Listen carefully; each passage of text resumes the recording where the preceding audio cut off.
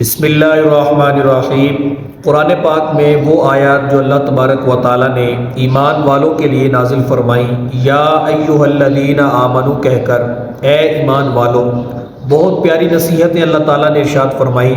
ان آیات کو پڑھنے کا ہمارا سلسلہ جاری و ساری ہے۔ آج کی آیت مبارکہ سورہ آل عمران کی 100 نمبر آیت مبارکہ ہے۔ اللہ تبارک و تعالیٰ نے ایمان والوں کو بڑی پیاری نصیحت ارشاد فرمائی، جو موجودہ مسلمانوں کے حالات ہیں، جو اسلامی دنیا کے حالات ہیں، اس کے حوالے سے اللہ تعالیٰ نے بڑی ہی پیاری نصیحت ارشاد فرمائی۔ یا ایہا الذین آمنوا ان تطیعوا فریقا من الذین اوتوا الکتاب یردوکم بعد ایمانکم کافرین۔ اے ایمان والو، اگر تم اہل کتاب میں سے کسی گروہ کی پیروی کرو گے، ان کی بات مانو گے، یردوکم بعد ایمانکم کافرین، تو وہ تمہیں تمہارے ایمان کے بعد کفر کی حالت کی طرف لوٹا دیں گے۔ وہ تمہیں دوبارہ جو ہے کفر کی معاملات میں تمہیں پھیر دیں گے۔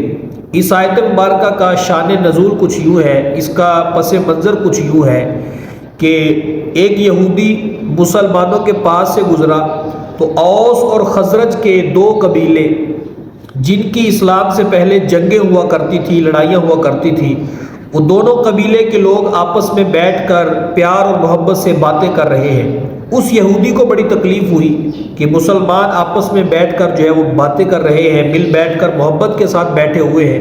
اس نے ایک نوجوان کو بھیجا، کہا جاؤ اور ان کے قصیدے پڑھو۔ جب ان کی جنگیں ہوا کرتی تھی، اس نوجوان نے ایسا ہی کیا کہ ان کی جو جنگوں والے قصیدے تھے وہ پڑھنا شروع کر دیے۔ ان دونوں کو اپنا ماضی یاد آ گیا اور غصے میں آ کر جو ہے وہ ایک دوسرے سے لڑنا جھگڑنا شروع کر دیا، قریب تاکہ خون ریزی ہو جائے، تلوار چل جائے۔ آقا کریم صلی اللہ تعالی علیہ وسلم تشریف لے آئے اور آپ نے ان دونوں کو سمجھایا کہ ابھی میں تمہارے درمیان موجود ہوں، اس کے باوجود تم زمانہ جاہلیت والی حرکتیں کر رہے ہو، زمانہ جاہلیت والے کام جو ہے وہ کر رہے ہو۔ تو آقا کریم صلی اللہ تعالی علیہ وسلم نے سمجھایا تو وہ سمجھ گئے، اور پھر آپس میں اتفاق اور اتحاد کے ساتھ گلے لگ کر رونے لگ گئے اور ایک دوسرے سے معافی مانگنے لگے۔ تو یہ آیت مبارکہ اللہ تبارک و تعالیٰ نے اس وقت نازل فرمائی، یا ایہا الذین آمنوا، اے ایمان والو، ان تطیعوا، اگر تم پیروی کرو گے، فریقا، اس گروہ کی، من الذین اوتوا الکتاب، جو اہل کتاب ہیں، اور ان کی اگر تم پیروی کرو گے، یردوکم، وہ تمہیں لوٹا دیں گے، بعد ایمانکم، تمہارے ایمان کے بعد، کافرین، کافروں والے حالات میں تمہیں لوٹا دیں گے۔ اب یہاں پر کافروں والے حالات سے کیا مراد ہے؟ یہاں سے مراد ہے کافروں والے کام۔ وہ تمہیں کفر والے جو کام ہیں، انا ہے، تکبر ہے، لڑائی جھگڑا ہے، ایک دوسرے کو مارنا ہے، ایک دوسرے کو کمتر جاننا ہے، یہ کفر والے کام ہیں کہ جن کی طرف وہ چاہتے ہیں کہ مسلمان واپس لوٹ آئیں۔ آج بھی ہم غور کریں کہ غیر مسلموں کی یہ قوت ہے اور یہ کوشش ہے کہ مسلمانوں کے اندر بھی کافروں والے کام رائج ہو جائیں۔ مسلمان آج دیکھیں عرب کے اندر جو ہے وہ ہولووین کے اندر، ہولوکاسٹ کے اندر اور طرح طرح کے جو ہے ان کے اندر تہوار کافروں والے منائے جا رہے ہیں، اور کافر چاہتے ہیں کہ ان کے اندر یہ تہوار رائج ہو۔ یہ کفر والے کام ہیں جو وہ چاہتے ہیں کہ ان کے اندر آپس میں مل جائیں۔ اور دوسرا، اس آیت مبارکہ سے ہمیں سبق ملا کہ کافروں کی کوشش یہ ہے کہ وہ مسلمانوں کو آپس میں لڑا کر رکھیں، مسلمانوں کی لڑائی کروائیں، ان کو جدا جدا رکھیں، یہ آپس میں اتفاق ان کا نہ ہو جائے۔ مسلمانوں میں لڑائی کروانا یہ کافروں کا طریقہ ہے، اور مسلمانوں میں صلح کروانا، آپس میں اتفاق اور اتحاد کروانا یہ آقا کریم صلی اللہ تعالی علیہ وآلہ وسلم کا طریقہ ہے۔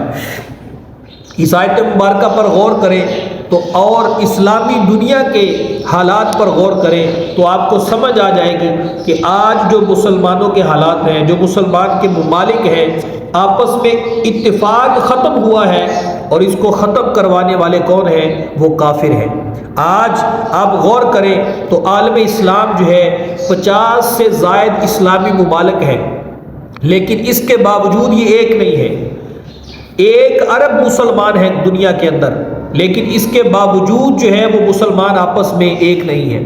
دنیا کے ہر بر اعظم میں مسلمان آباد ہیں، دنیا کے ہر خطے میں مسلمان آباد ہیں، یعنی ہر پانچواں اور چھٹا شخص جو ہے وہ مسلمان ہے، لیکن اس کے باوجود جو اسلامی قوت ہے، جو مسلمانوں کی طاقت ہے، وہ کمزور پڑی ہوئی ہے۔ وجہ کیا ہے؟ آپس میں اتفاق اور اتحاد نہیں ہے۔ اسلامی ممالک جو ہیں ان کے پاس معدنیات بھی ہے، ان کے پاس زرعی پیداوار بھی ہے، ان کے پاس خزانے بھی ہیں، تیل بھی ان کے پاس ہے، قیمتی خزانے بھی ان کے پاس ہیں، لیکن اس کے باوجود بھی یہ اپنے خزانوں کو خود استعمال نہیں کر سکتے، اپنی معدنیات کو یہ خود استعمال نہیں کر سکتے۔ مسلمان ممالک کے لاکھوں کروڑوں جو ہے وہ اربوں ڈالر جو ہے وہ غیر مسلموں کے بینکوں میں پڑے ہوئے ہیں، وہ استعمال کر رہے ہیں، لیکن اسلامی ممالک جو ہے وہ ان کو استعمال نہیں کر سکتے۔ یہ کیسی سازش جو ہے وہ پوری عالم اسلام کے ساتھ ہے؟ یہی کفر کی سازش ہے کہ یہ آپس میں الگ الگ ہوں، آپس میں تجارت نہیں کر سکتے۔ اسلامی ممالک اسلامی ملک ہو کر آپس میں ایک دوسرے کے ساتھ تجارت نہیں کر سکتے۔ وجہ کیا ہے؟ کفر نے پابندیاں لگائی ہوئی ہیں، اقوام متحدہ نے پابندیاں لگائی ہوئی ہیں۔ اللہ اکبر۔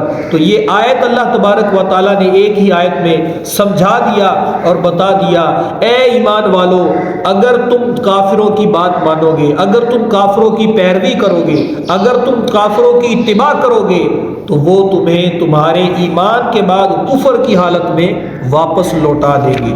آج ہم غور کریں، ہمارا جو ایلیٹ کلاس طبقہ ہے وہ کافروں کی ہر بات ماننے کے لیے تیار ہے، ان کے تہوار منانے کے لیے تیار ہے، ان کی جو ہے وہ طرز زندگی اپنانے کے لیے تیار ہے، لیکن اسلام کی جو زندگی ہے، اسلام کے جو معاملات ہیں، ان کو اپناتے ہوئے شرم آتی ہے، اور اسلامی جو قوانین ہیں ان پر پابندیاں لگائی جا رہی ہیں، ان کو جو ہے وہ مٹانے کی کوشش کی جا رہی ہے، اور جو غیر مسلموں کے قوانین ہیں ان کو نافذ کرنے کی کوشش کی جا رہی ہے۔ ہم جنس پرستی ہو گئی، بے حیائی ہو گئی، بے پردگی ہو گئی، ان تمام قوانین کو جو ہے نافذ کرنے کی کوشش کی جا رہی ہے۔